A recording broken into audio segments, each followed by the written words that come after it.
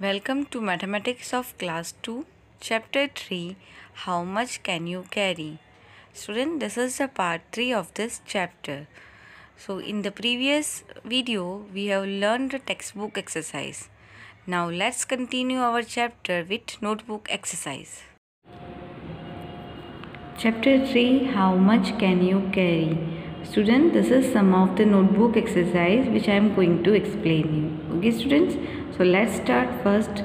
Question is that put a tick on the heavier one. यानी यहाँ पे आपको two option देंगे. This is the example A.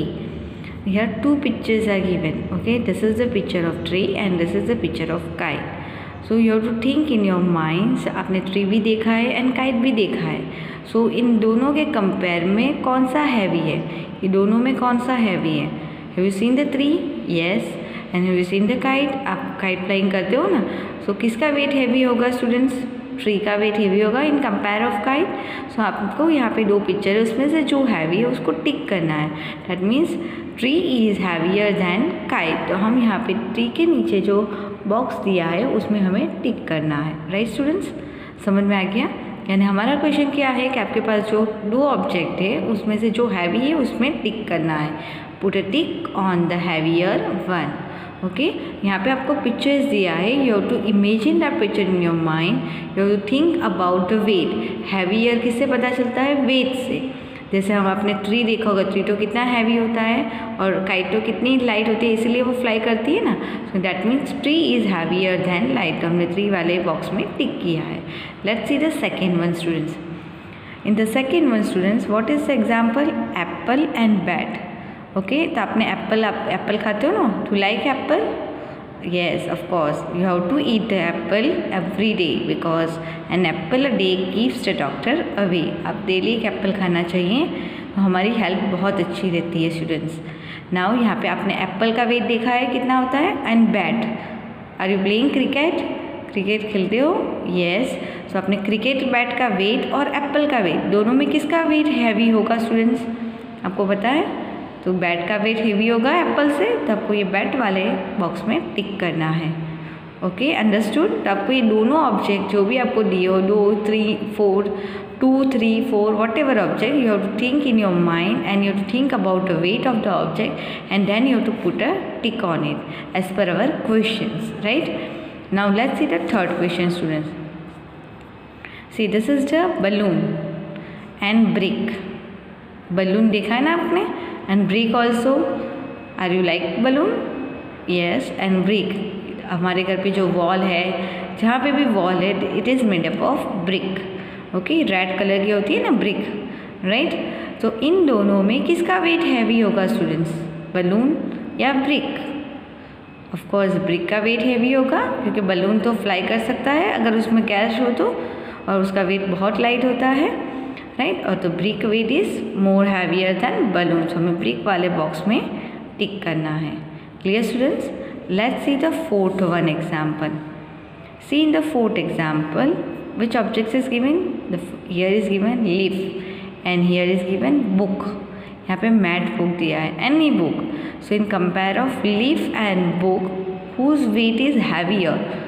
Okay, heavier और lighter word आता है इस talk about a weight. Right, यहाँ पे इन दोनों में किसका वेट हैवी है?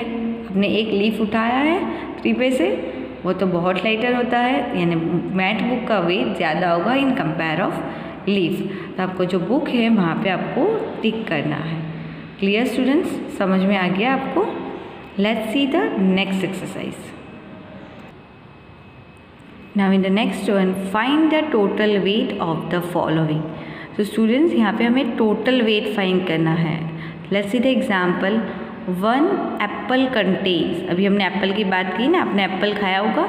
So यहाँ पे दिया है 1 एप्पल का वेट कितना है? 50 ग्राम्स. 1 एप्पल कंटेन्स 50 ग्राम्स, यानी एक एप्पल का जो वेट है वो 50 ग्राम्स है. Right, there are 1 2 3 and 4 apples. How many apples given students? 4 apples. right? सो हमें यहाँ पे टोटल 4 एप्पल्स का वेट फाइंड करना है. एक एप्पल का वेट हमें दे दिया है 50 grams. So here we have to find the total weight of this 4 apples. So total weight करके यहाँ पे ब्लैंक दिया है. So students what has to write here? हम यहाँ पे लिखेंगे, देखो 1 एप्पल का वेट कितना है? 50 grams. second also 50 grams, third also 50 grams and this fourth also 50 gram. तो टोटल वेट फाइंड करना हो तो स्टूडेंट्स हम क्या करेंगे, we have to do the additions of all this numbers, यानी हम ये चार एप्पल्स का वेट को एडिशन कर लेंगे, we get the total weight, right students.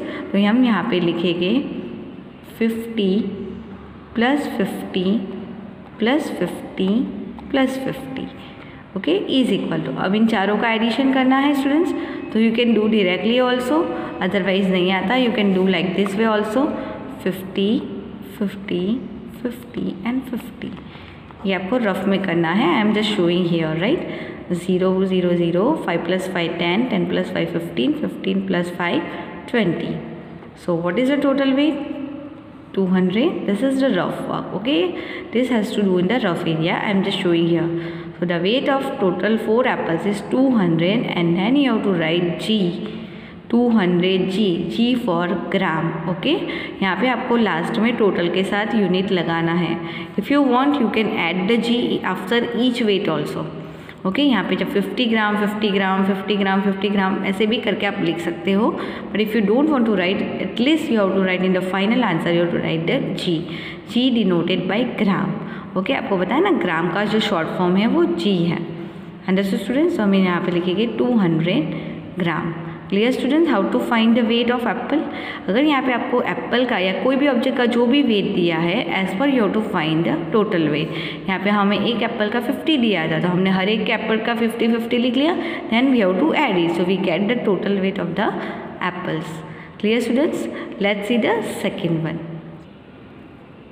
Now second example, one pencil contains how many grams? 10 grams, यानी वन पेंसिल का जो वेट है वो कितना है? 10 ग्राम्स है, ओके।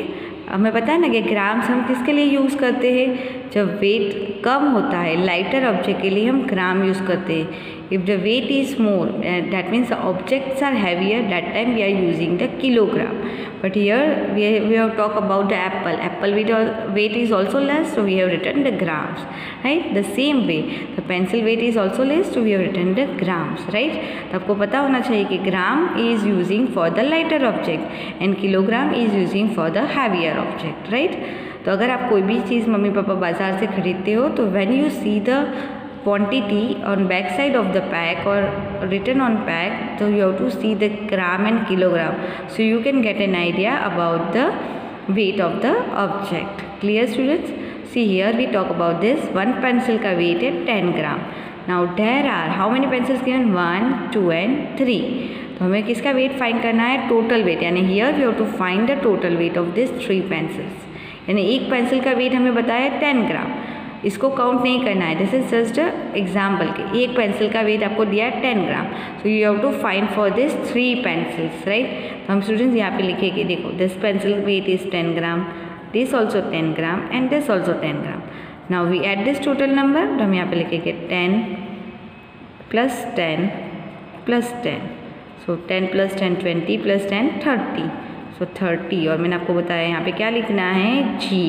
आप चाहो तो पूरा भी ग्राम्स लिख सकते हो, ठीक है, 30 grams, otherwise you can right only G also. Clear students, आपको यहाँ पे ऐसे लिख देना है, ये लिखना कंपलसरी नहीं है, I just explain you for your understanding, okay. If you can write the answer directly here also। Clear students, is it easy to find the answers for all the pencils? Now let's see the third example।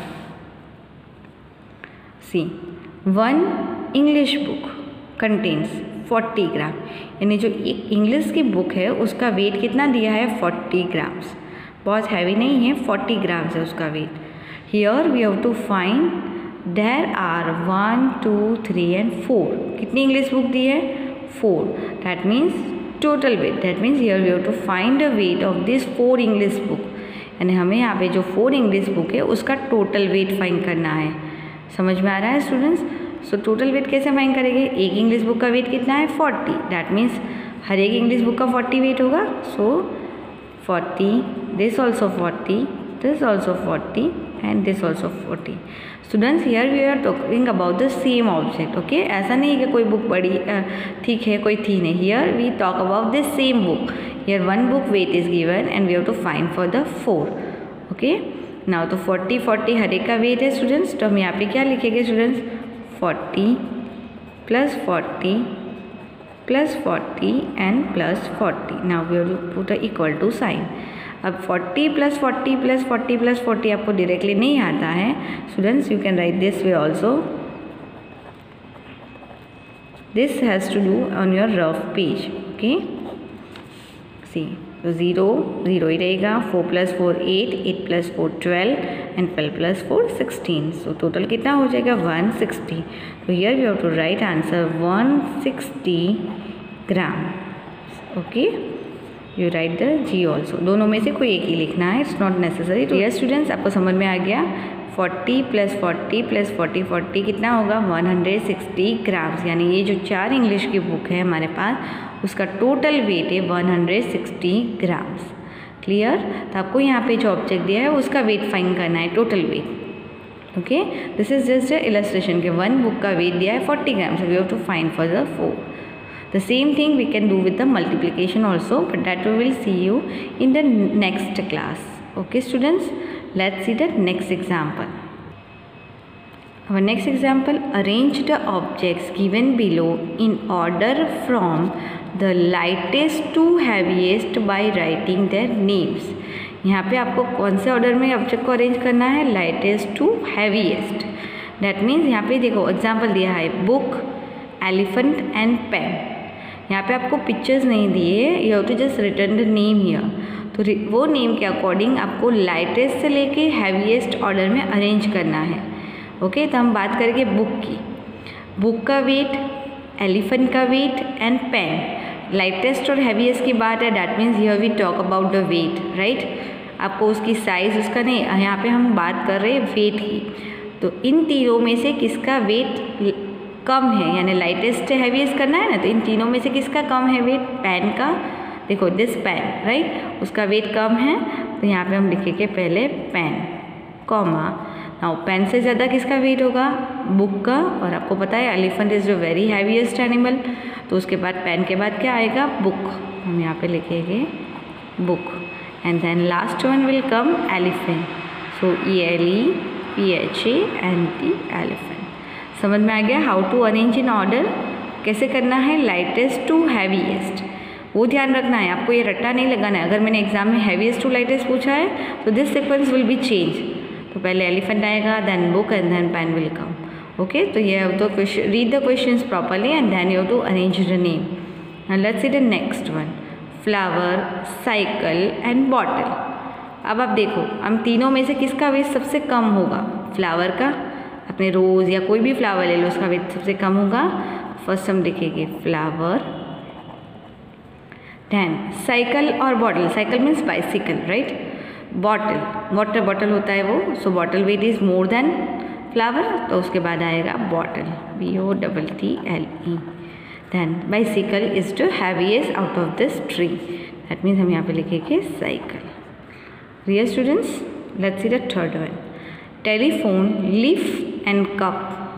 अब इनमें से सबसे lowest यानी lightest weight किसका है, लिफ का. तो हम पहले लिखेंगे लिफ. देन लिफ के बाद क्या आएगा, cup and telephone. Telephone means not mobile phone, we can consider is mobile also, but we are talk about that receiver और होता है ना that phone. Okay, olden times phone. Okay, that telephone we are talking. So leaf के बाद आएगा cup. आप T और milk पीते हो ना, that cup I am talking about. And then telephone, TLEPHONE. सबको स्पेलिंग्स यहीं से देख के लिखनी है. So don't do mistake while writing the answers. Okay, now last one is table, crayon and bat. इनमें से सबसे लाइटेस्ट वेट किसका है students, who will say this, table, crayon and bat. Crayon का वेट सबसे कम होता है. क्रेयॉन यानी पता है ना, आप कलर करते हो ना ड्राइंग बुक में, प्लास्टिक क्रेयॉन सब आता है ना, that crayon weight is the lightest. Then which one is heavier then crayon, bat. आप क्रिकेट खेलते हो, डैट बैट. ओके, सो हम लिखेंगे बैट. और विच इज़ द हैवीएस्ट, इन तीनों में से बैट से भी हैवीएस्ट कौन है, टेबल. ओके, हम यहाँ पे लिखेंगे टेबल. समझ में आ गया स्टूडेंट्स. टेबल पता है ना, आपके घर स्कूल में भी टेबल्स होते हैं, घर पे भी टेबल्स होते हैं. Not here plastic table. Okay, here we talk about the wooden table. Clear students? Understood? So lightest और हैवीएस्ट कैसे अरेंज करना है? Clear? So you have to think the pictures, think the object in your mind and think the weight of that object, and then you have to arrange it as per given questions sequence. Right students? I hope you have understood